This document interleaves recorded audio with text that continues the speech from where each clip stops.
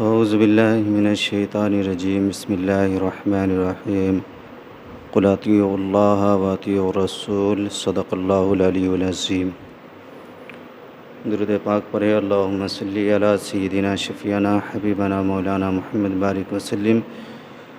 صلو علیہ صلاۃ و سلام علیک یا رسول اللہ صلی اللہ تعالی علیہ وسلم۔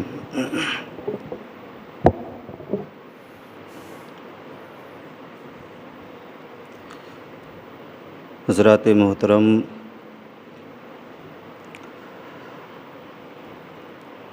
آج میں دو باتیں آپ کے گوشے گزار کرنے والا ہوں۔ ایک یہ ہے کہ اہل مدینہ کا رسول پاک کے ساتھ عشق کیسا تھا۔ دوسری بات یہ ہے کہ عاشق مصطفیٰ کا شہر مدینہ کے ساتھ عشق کیسا تھا۔ سب سے پہلے آپ دیکھیں کہ اہل مدینہ کا رسول پاک کے ساتھ عشق کیسا تھا۔ آپ دیکھیں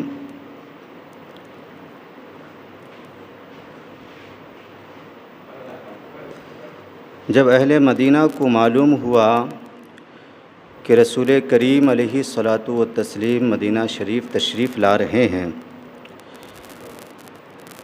تو آپ یعنی مدینہ کے لوگ ہر دن صبح کے وقت شہر سے باہر نکل کر انتظار کیا کرتے تھے استقبال کرنے کا۔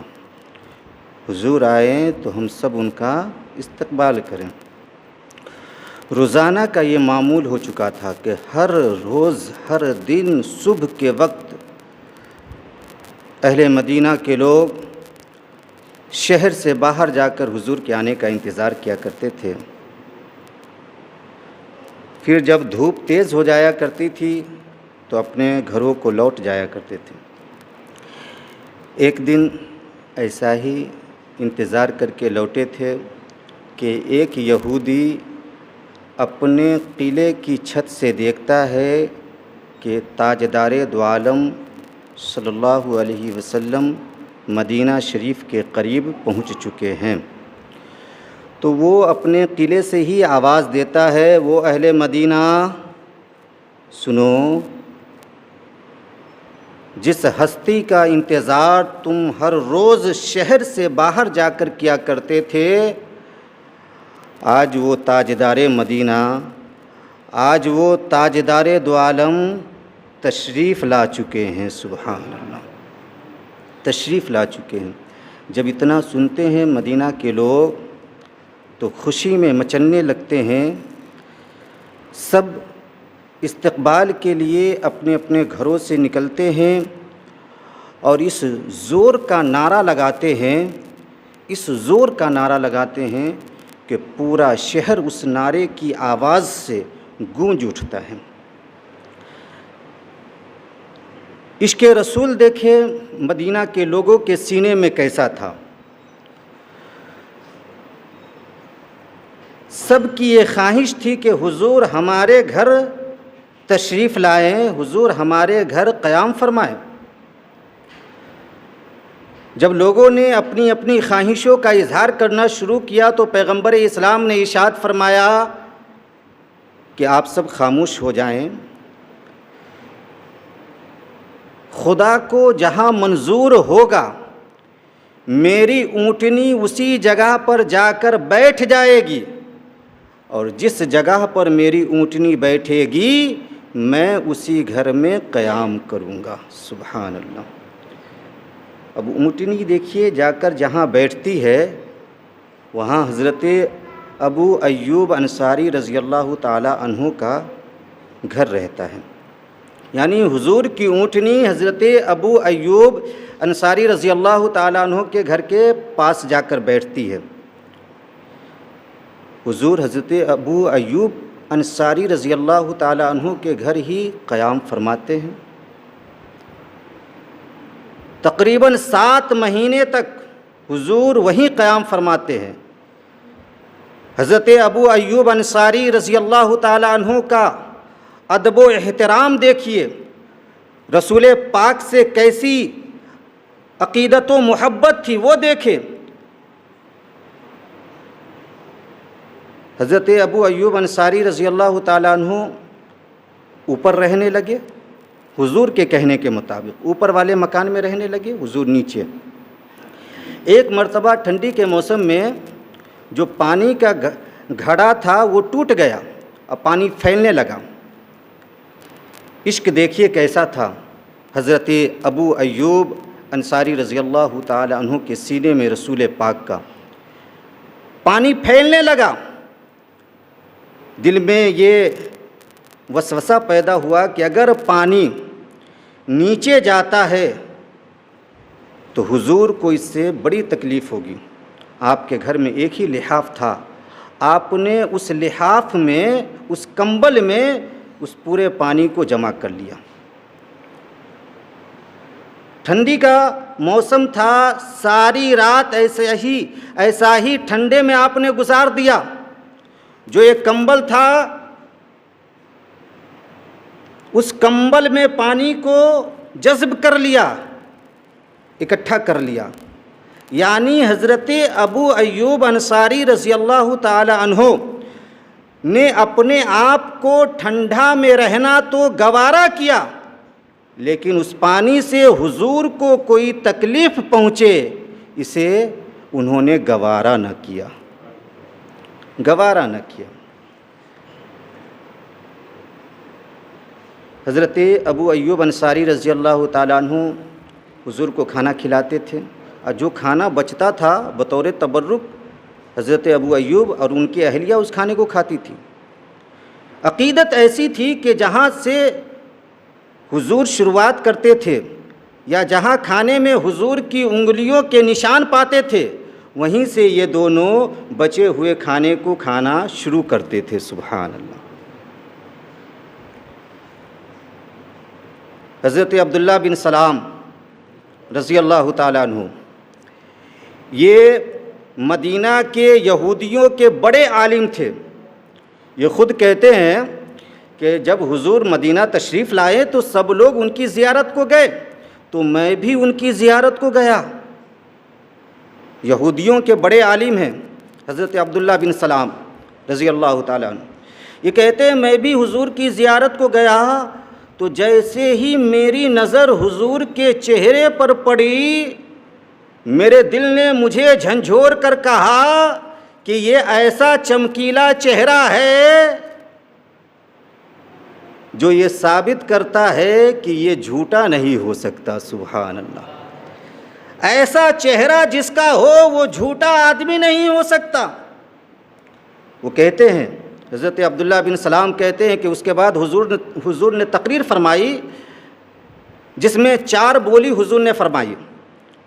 پہلی بولی یہ تھی کہ تم لوگ سلام کو عام کرو۔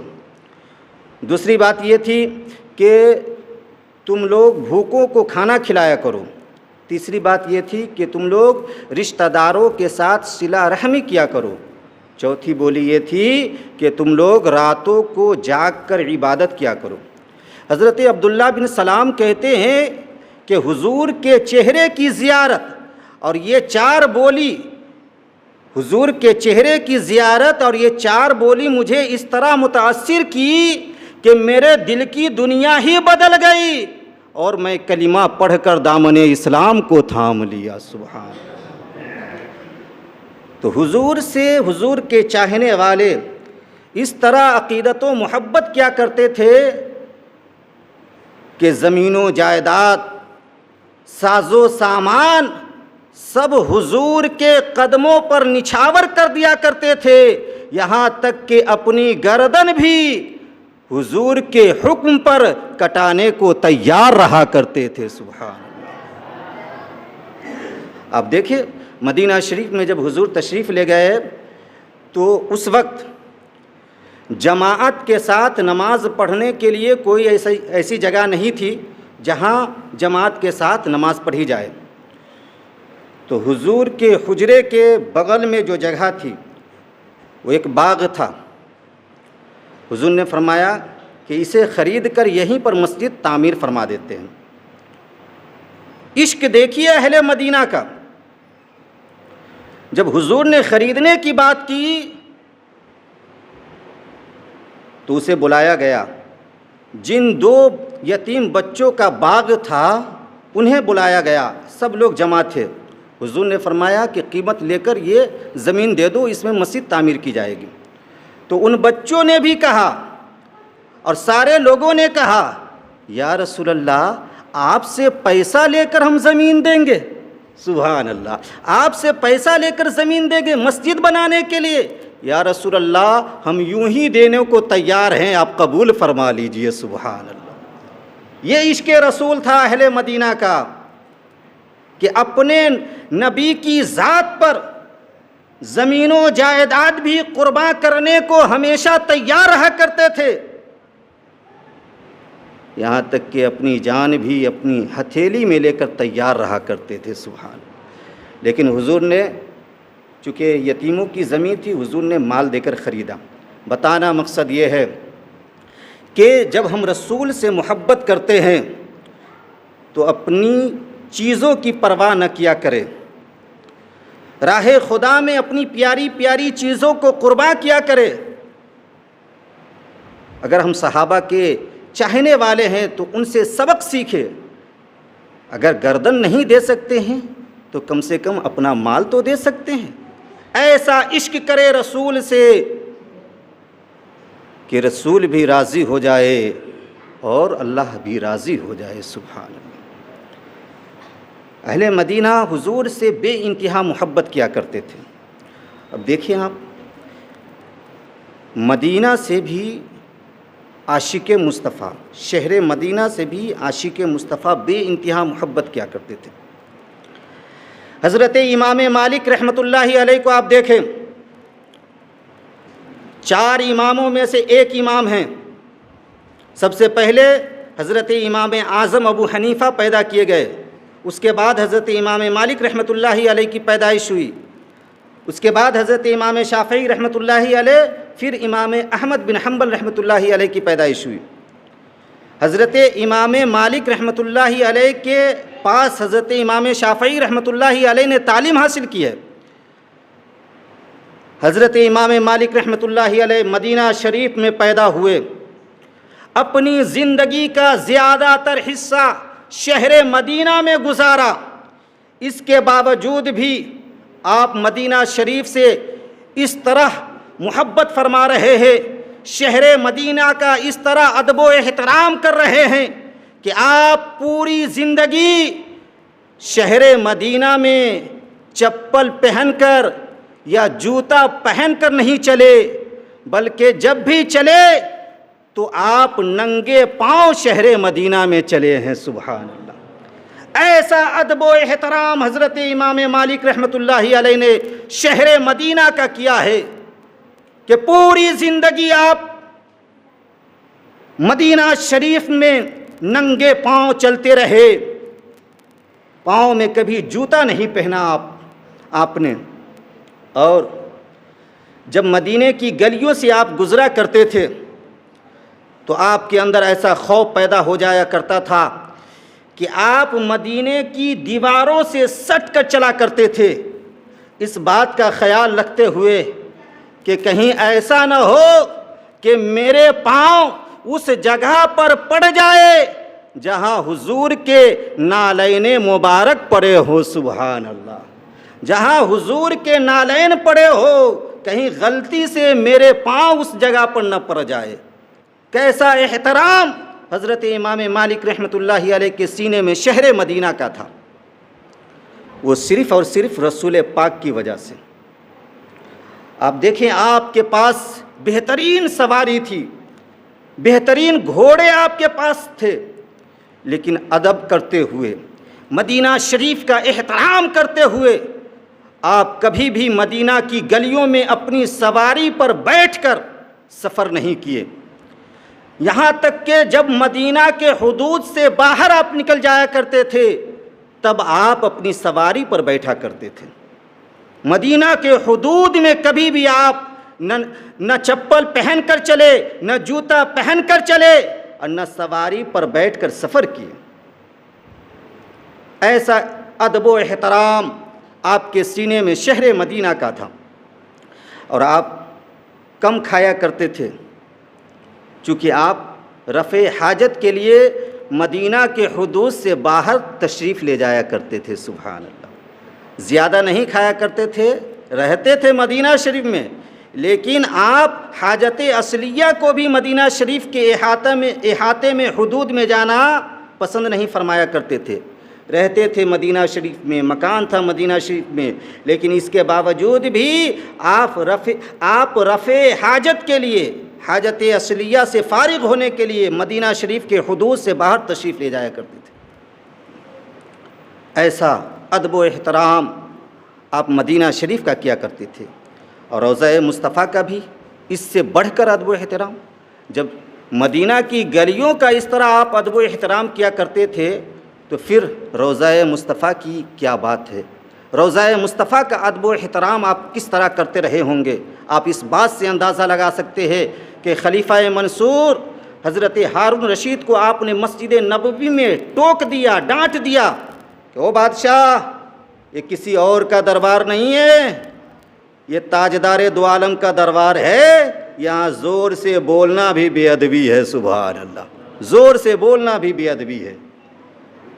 ایسی محبت رسول پاک سے اور رسول پاک کے شہر سے حضرت امام مالک رحمۃ اللہ علیہ فرمایا کرتے تھے۔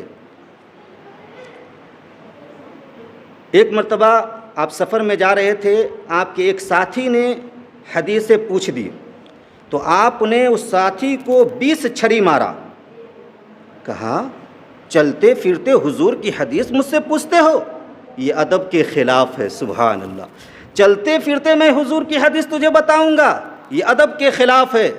جب آپ بیٹھے تو آپ نے جتنی چھری انہیں مارا تھا، یعنی 20 چھری مارا تھا، 20 احادیث انہیں سنائی۔ سبحان اللہ، وہ ساتھی عمر بھر یہ افسوس کرتا رہا کہ کاش اور زیادہ چھری میں کھا لیتا تو اور زیادہ حدیثیں حضرت امام مالک سے میں سن لیتا۔ سبحان اللہ، حضرت امام مالک رحمۃ اللہ علیہ کا یہ دستور تھا کہ جب آپ حدیث پاک سنایا کرتے تھے، جب آپ حدیث پاک سنایا کرتے تھے تو پہلے غسل کیا کرتے تھے، پھر بہترین کپڑا پہنا کرتے تھے، خوشبو لگایا کرتے تھے، اس کے بعد خوشبو جلاتے تھے، پھر ادب و احترام کے ساتھ حضور کی حدیث لوگوں کو سنایا کرتے تھے۔ سبحان اللہ، لوگوں کو سنایا کرتے تھے اس ادب و احترام کے ساتھ۔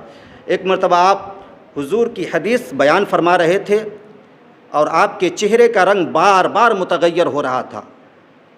جب آپ نے حدیثیں سنا لی تو اس کے بعد لوگوں نے آپ سے پوچھا کہ آخر وجہ کیا تھی کہ آپ کے چہرے کا رنگ بار بار بدل رہا تھا؟ تو آپ نے فرمایا کہ مجھے بار بار بچھو جو ہے ڈس رہا تھا، بار بار بچھو ڈس رہا تھا، یہاں تک کہ 16 بار بچھو مجھے کاٹا، لیکن میں حضور کی حدیث سنانا بند نہیں کیا۔ لوگوں نے کہا کہ آپ حدیث بیان کرنا روک دیتے، پہلے بچھو کو ہٹا لیتے۔ تو آپ نے فرمایا کہ میں اپنی تکلیف کو دور کرنے کے لیے حضور کی حدیث سنانا چھوڑ دوں، حضور کی حدیث بیان کرنا چھوڑ دوں؟ میں ایسا ہرگز نہیں کر سکتا۔ اپنی تکالیف کو تو میں برداشت کر سکتا ہوں، لیکن حضور کی حدیث کو بیان کرنا میں ہرگز نہیں چھوڑ سکتا، اس لیے کہ ایسا کرنا میرے نزدیک ادب کے خلاف ہے۔ سبحان اللہ، ادب کے خلاف ہے۔ ایسا عشق، ایسی عقیدت، ایسی محبت شہر مدینہ اور مدینہ کے تاجدار سے حضرت امام مالک رحمۃ اللہ علیہ فرمایا کرتے تھے۔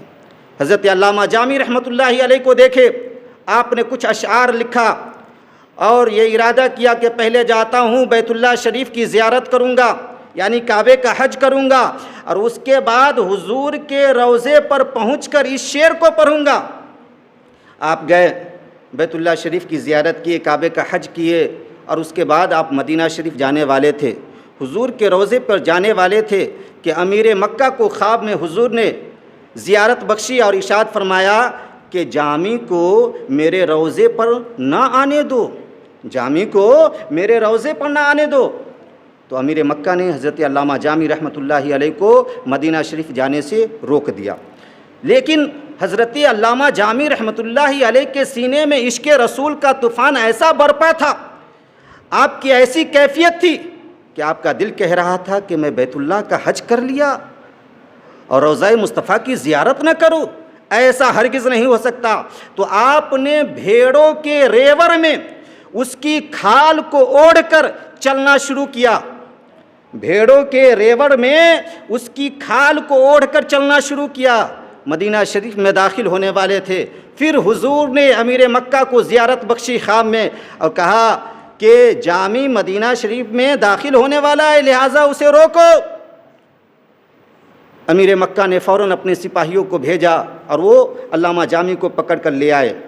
اس وقت جو ہے، اس بار جو ہے امیر مکہ بڑی سختی سے پیش آیا، حضرت علامہ جامی کے ساتھ بڑی سختی سے پیش آیا اور انہیں جیل میں بند کر دیا۔